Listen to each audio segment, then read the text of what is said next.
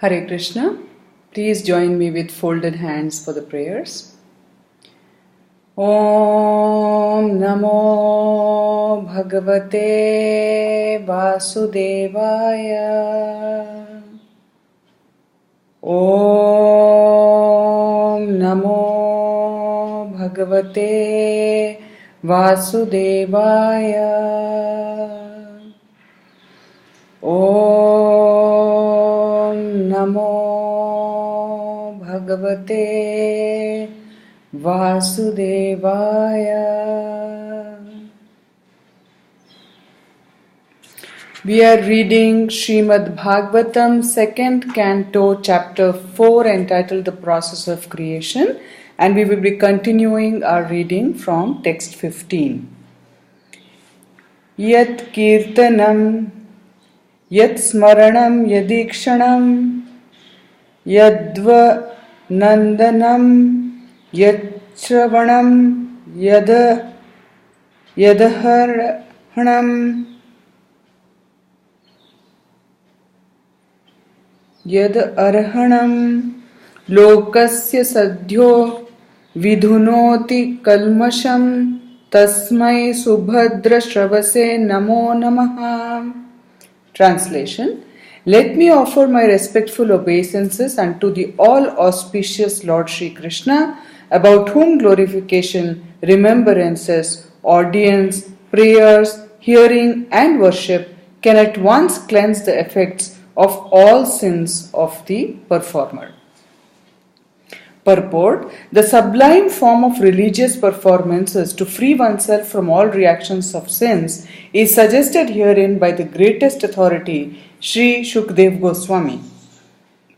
Kirtanam, or glorifying the Lord, can be performed in many ways, such as remembering, visiting temples to see the deity, offering prayers in front of the Lord, and hearing recitations of glorification of the Lord as they are mentioned in the Srimad Bhagavatam or in the Bhagavad Gita. Kirtanam can be performed both by singing the glories of the Lord in accompaniment with melodious music and by recitation of scriptures like Srimad Bhagavatam or Bhagavad Gita. The devotees need not be disappointed in the physical absence of the Lord, though they may think of not being associated with Him. The devotional process of chanting, hearing, remembering, etc., either all or some of them or even one of them, can give us the desired result of associating with the Lord by discharging the transcendental loving service of the Lord in the above manner.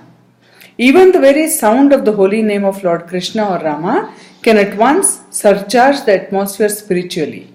We must know definitely that the Lord is present wherever such pure transcendental service is performed, and thus the performer of offenseless kirtanam has positive association with the Lord. Similarly, remembrance and prayers also can give us the desired result if they are properly done under expert guidance. One should not concoct forms of devotional service. One may worship the form of the Lord in a temple, or one may impersonally offer the Lord devotional prayers in a mosque or a church. One is sure to get free from the reactions of sins, provided one is very careful about not committing sins willingly in expectation of getting free from the reactions of sins by worshipping in the temple or by offering prayers in the church. This mentality of committing sins willfully on the strength of devotional service is called Namno Baladyasya Hi Papa Buddhihi, and it is the greatest offense in the discharge of devotional service. Hearing, therefore, is essential in order to keep oneself strictly on guard against such pitfalls of sins. And in order to give special stress to the hearing process, the Goswami invokes all auspicious fortune in this matter. Text 16. Vichakshana Yascharo Charano Pasadanat Sangam Vyudasyo Bhayato Antaratmanaha Vindantihi Brahmagatim Gataklama Tasmai Subhadra Shravase Namo Namaha. Translation. let me offer my respectful obeisances again and again unto the all auspicious Lord Sri Krishna.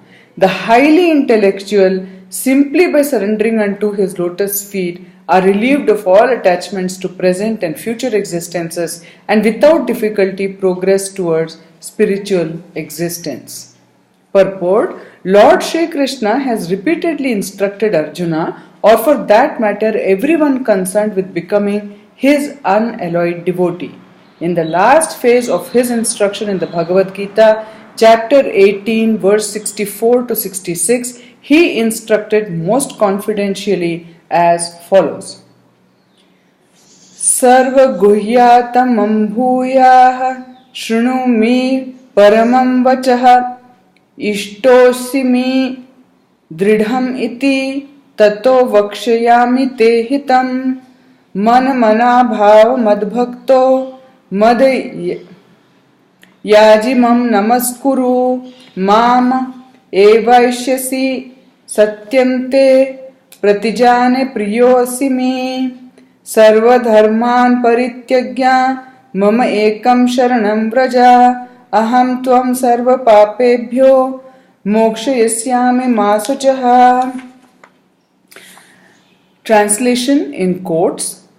My dear Arjuna, you are very dear to me, and therefore only for your good I will disclose the most secret part of my instructions.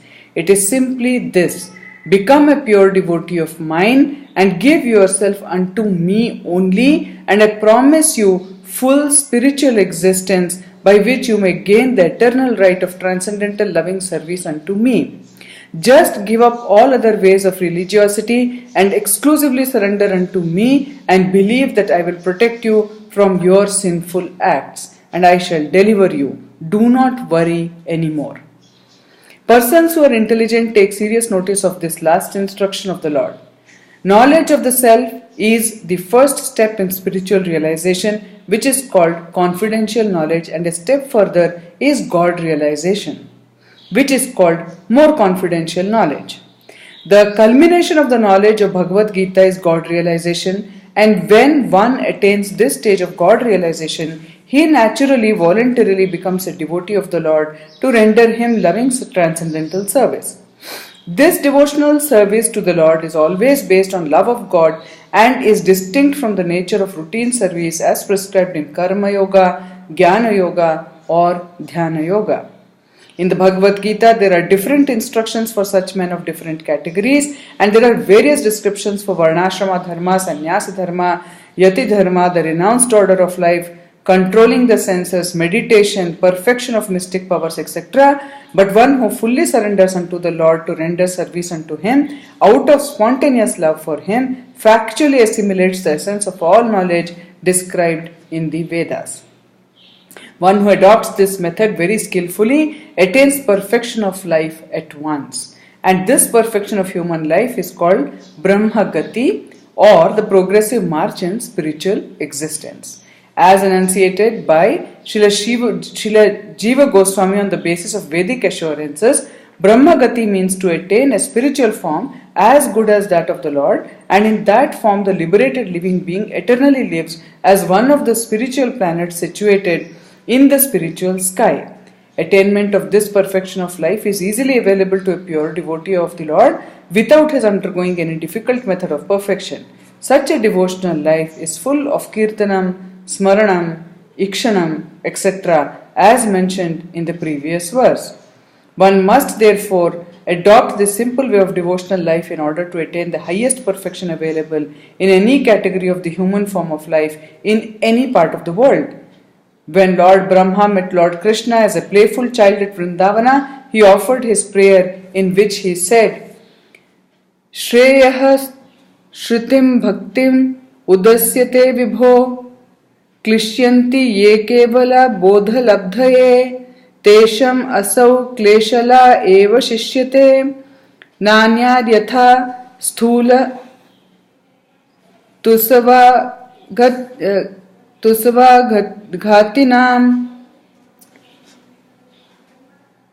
Bhagavatam, 10th Canto, 14th chapter, verse 4. Bhakti Yoga is the highest quality of perfection to be achieved by the intelligent person in lieu of performing a large quantity of spiritual activities. The example cited here is very appropriate. A handful of real paddy is made valuable than heaps of paddy skins without any substance within. Similarly, one should not be attracted by the jugglery of karma kanda or jnana kanda or even the gymnastic performances of yoga, but skillfully should take to the simple performances of kirtanam, smaranam, etc. under a bona fide spiritual master and without any difficulty attain the highest perfection. Text 17. Tapasvino dana para yashasvino मनस्विनो मंत्र विदः सुमंगलाः क्षेमं न विन्दन्ति विना यदर्पणं तस्मै सुभद्र श्रवसे नमो नमः. Translation: Let me offer my respectful obeisances unto the all-auspicious Lord Sri Krishna again and again, because the great learned sages, the great performers of charity, the great workers of distinction, the great philosophers and mystics, the great chanters of the Vedic hymns and the great followers of Vedic principles cannot achieve any fruitful result without dedication of such great qualities to the service of the Lord. Purport: Advancement of learning, a charitable disposition, political, social or religious leadership of human society, philosophical speculations, the practice of the yoga system, expertise in the Vedic rituals and all similar high qualities in man serve one in the attainment of perfection only when they are employed in the service of the Lord. Without such dovetailing, all such qualities become sources of trouble for people in general. Everything can be utilized either for one's own sense gratification or in the service of one other than oneself. There are two kinds of self-interest also, namely personal selfishness and extended selfishness. But there is no qualitative difference between personal and extended selfishness. Theft for personal interest or for the family interest is of the same quality, namely criminal. A thief pleading not guilty because of committing theft not for personal interest but for the interest of society or country has never been excused by the established law of any country. People in general have no knowledge that the self-interest of a living being attains perfection only when such an interest coincides with the interest of the Lord. For example, what is the interest of maintaining body and soul together? One earns money for maintenance of the body, personal or social.